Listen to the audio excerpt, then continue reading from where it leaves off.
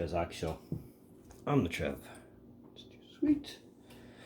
Anyway, worst kept secret for the last couple days was finally revealed today. Not that we should be surprised, but being it's going to affect the Flames for next season and possibly beyond, it's definitely worth talking about. So, today, Calgary Flames named Craig Conroy their 8th GM in franchise history. That includes their time in Atlanta, which we will talk about at some point. So, let's do what we do best. Let's talk about it. So it really didn't take Calgary long to decide they were going to look in-house. And really, I mean, it's the best way not to upset things than just to promote him from Brad Treliving's departure, which we talked about here. And what I mean by upset the culture is bringing somebody new who has no idea how the Flames operate as a team or as an entity as a whole. As before being promoted, he was assistant GM to Brad Treliving for the last 9 years. Notice I said Treliving right for a third time now. But he's not unfamiliar with Calgary as a franchise. I mean, Conroy's been from the bottom up, and that includes being a player, as 507 of his 1,009 NHL career games as a player were played in Calgary. But he's taking over a team that was 2 points short of the playoffs in the 22-23 season, had a near mutiny on their hands, saw their former GM and coach resign and be relieved all within 2 weeks of each other. So changing the culture, I mean, it's a long way to go. I mean, a lot of things happen in a very short time, and lots of fingers, lots of heads. So obviously you got to start with the new coach, right? Right.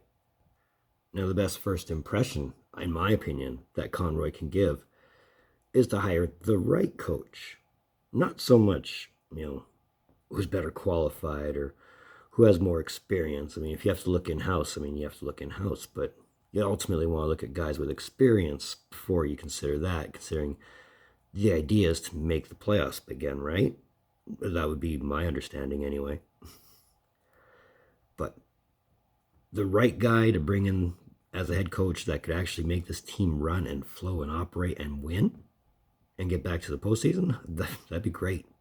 Hopefully he can find that guy. And then there's the order of players. More essentially what you got in terms of bigger name, well, I don't know if you want to call it bigger name, but anyway, sizable names, we'll call it that are going to become unrestricted free agents this season and next. As this season, you're looking at Milan Lucic, Nick Ritchie, Trevor Lewis, and Troy Stecher, as well as Mike Stone, are all going to be UFAs come July 1st. Now next season is the biggest question marks, because you got Elias Lindholm, Tyler Toffoli, Michael Backlund, Noah Hannafin, and Nikita Zadorov, just to name a few, all expiring next season. Given the last offseason they had, not counting this one, the one where they lost Goudreau and Tkachuk within the same month, and basically got royally fleeced in that Tkachuk trade, but that's beside the point.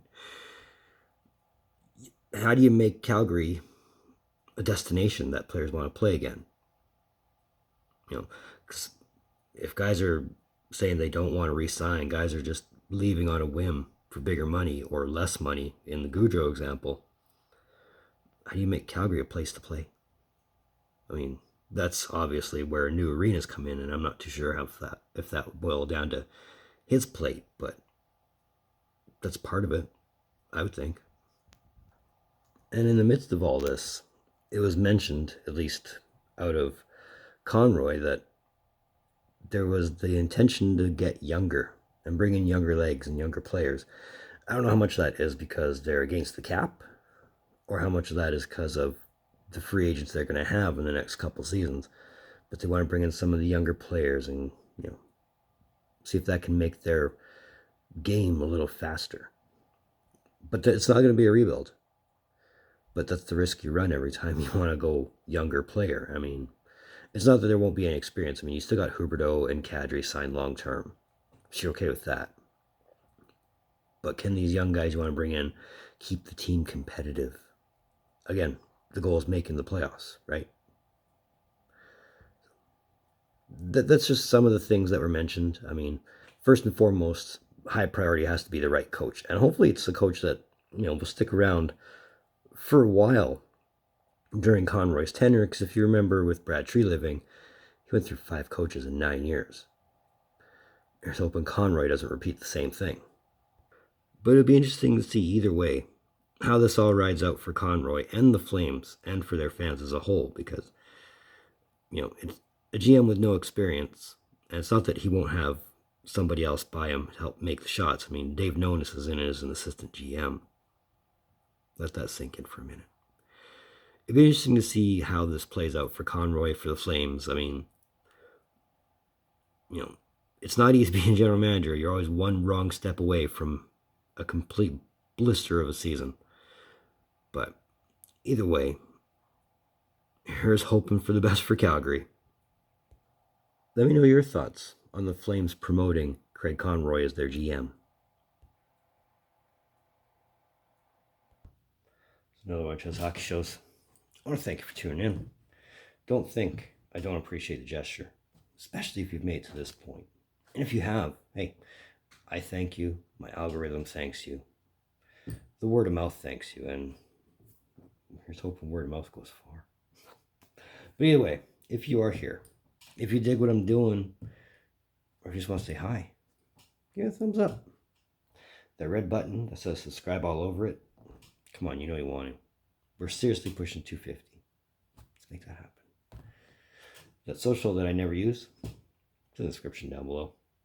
So moving forward, well, depending on how these conference finals play out, I might have more prediction videos coming for you. But either way, in the meantime, in between time, be looking for videos from Trev. Later.